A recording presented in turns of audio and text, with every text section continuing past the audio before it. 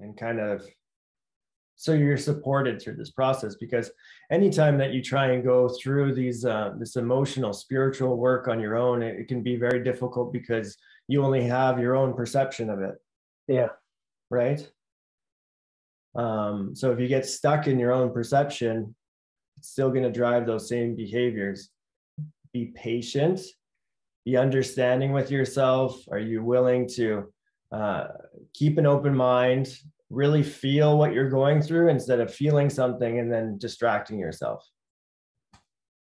But it's also going to be important that, you know, you're not, if you're in a state of anxiety, you're not going to be trying to meditate through it when you can't sit still. You're going to go for walks, and you're going to release that energy through exercise or whatever, and then you can come back once that energy's calmed down and try and meditate.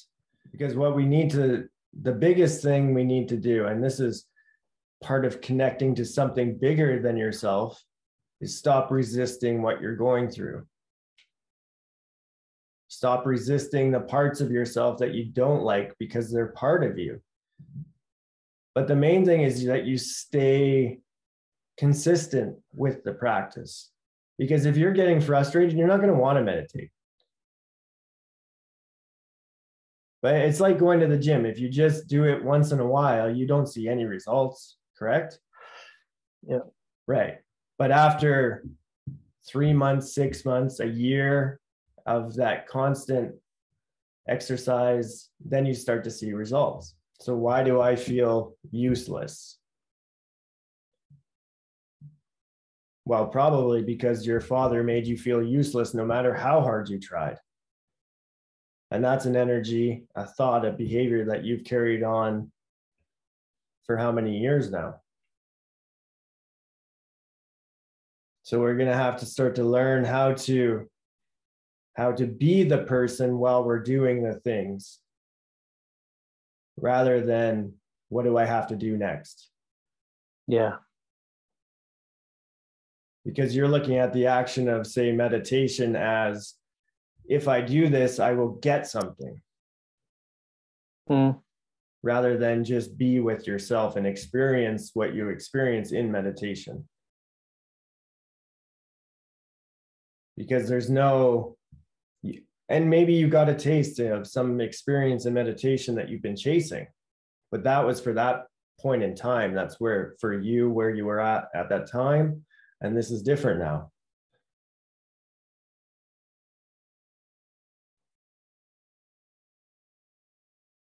Because meditation is just we have so much energy running through our body, and the thoughts, like how much energy do we use up on thought?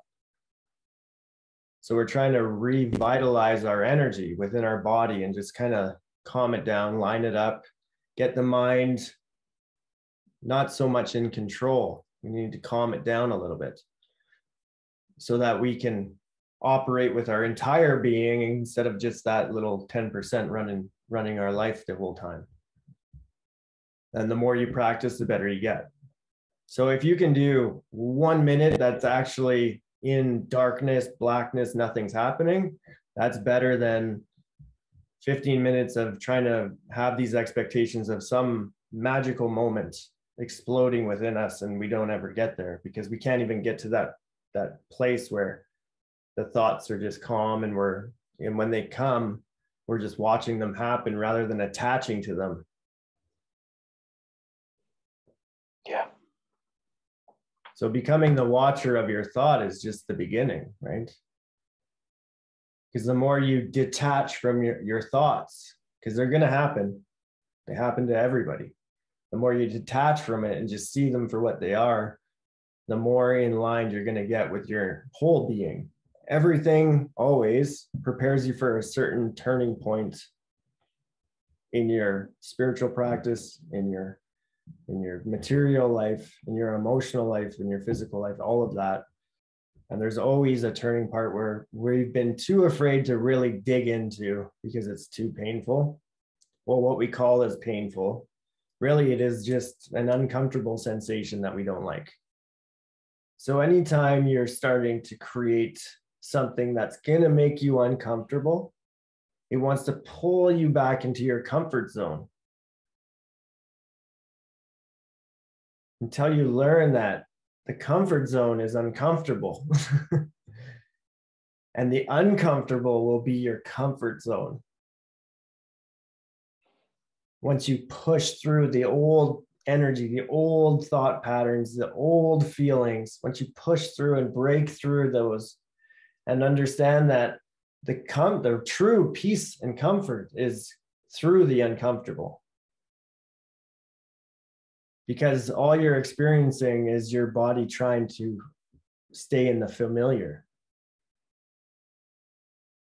Even if familiar is shame, guilt, worry, it's still familiar. So it's like this comfort that you feel because it's just familiar. And then the new, the uncomfortable new, what you're looking for really is through the uncomfortable, where your ego, your parts of your body, the way you think doesn't want to go. We have to push through that in order to feel that true peace, serenity, calmness, and connection. It's over here. We're just stuck over here. And the more you learn to get honest with yourself about how you're feeling, being aware of, look, I'm feeling better, and then it pulls me back. What is it that's pulling me back over here? And to release the resistance towards those feelings. But the resistance is automatic right now. Yeah. So the work is becoming aware, and later on, as you push through this, you're gonna every once in a while you'll feel that pull again, and you'll understand what it's about. It's an old energy, it's an old thought, it's an old feeling. And the less you resist it, maybe you can even go there with it and sit with it, and we'll find out what needs to be done there so that you can release that energy. It doesn't fit anymore. It's like sticking a round peg in a square hole, and it's like you're just beating it in there. It's not working anymore. So this is going to be from the bottom of your heart, the willingness to be vulnerable, because that's what's screaming. Because your image of who you're supposed to be is just a mask. And if you take that mask off, then all of this stuff is just going to pour out.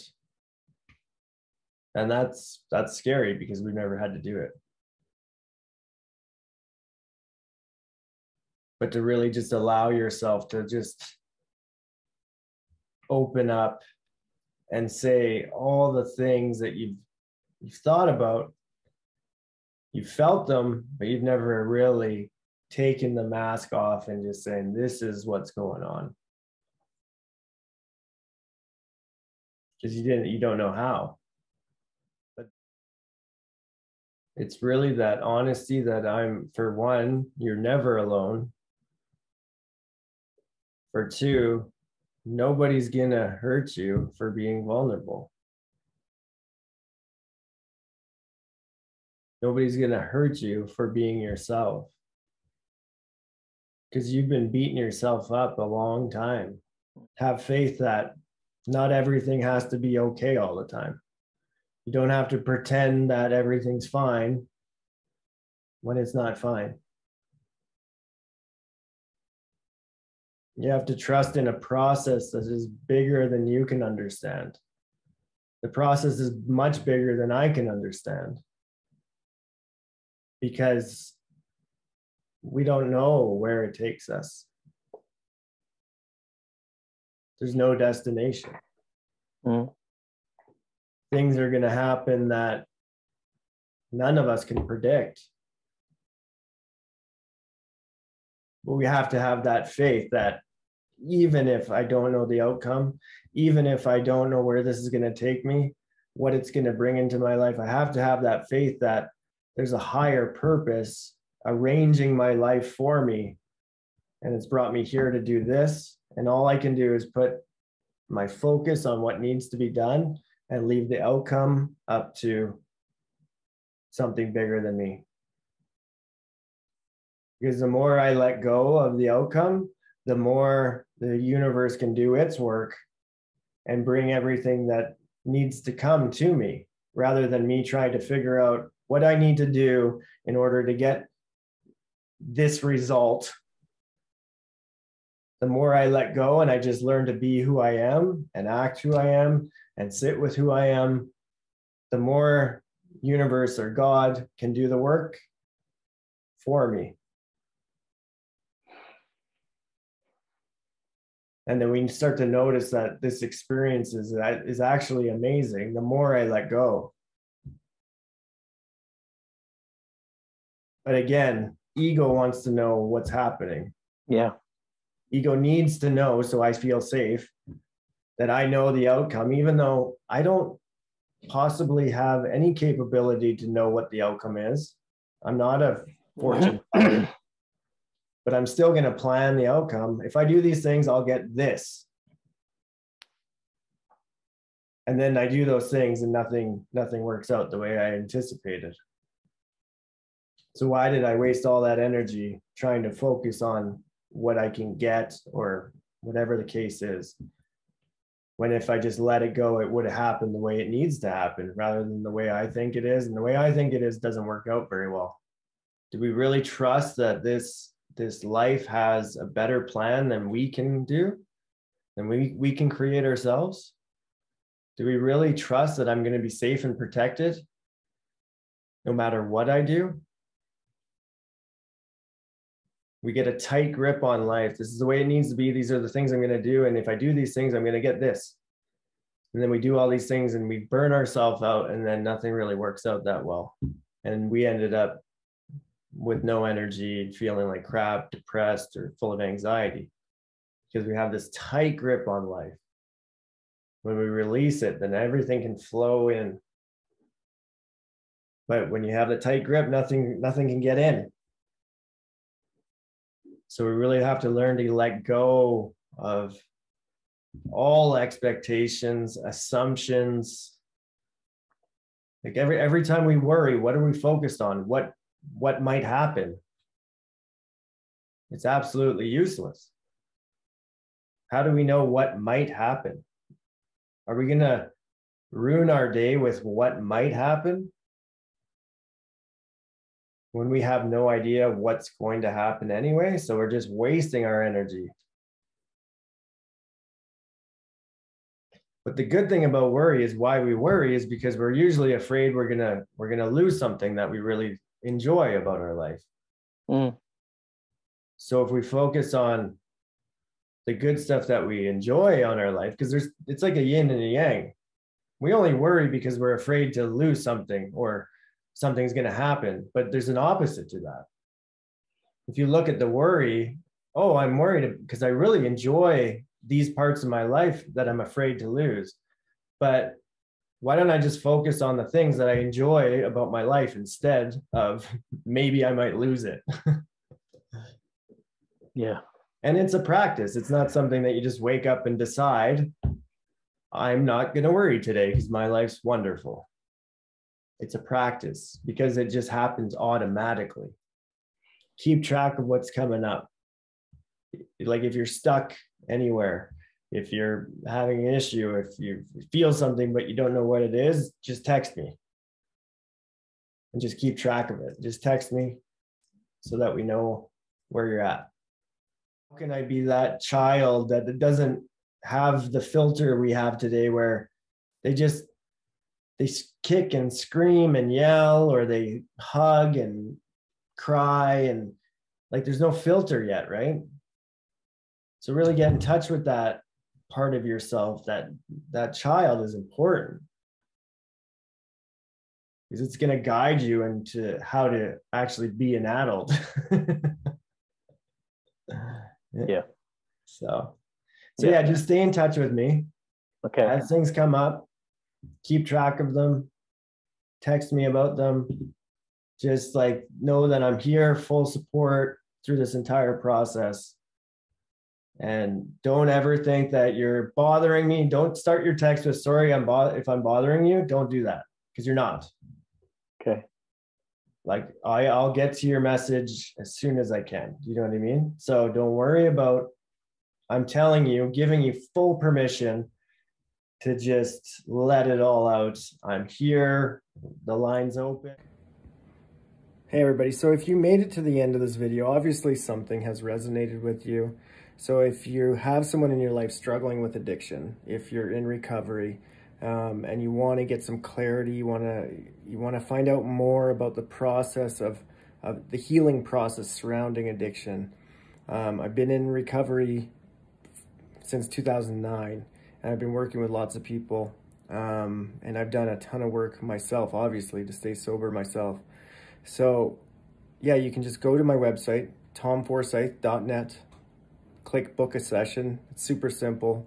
30 minutes you and I will spend together, and we'll come up with a game plan for your own healing, whether we work together or not. I want to give you a game plan. I want to give you some options. I want to give you some of my experience. So yeah, just go to my website, tomforsyth.net, book a session. Super simple. God bless. Thank you very much.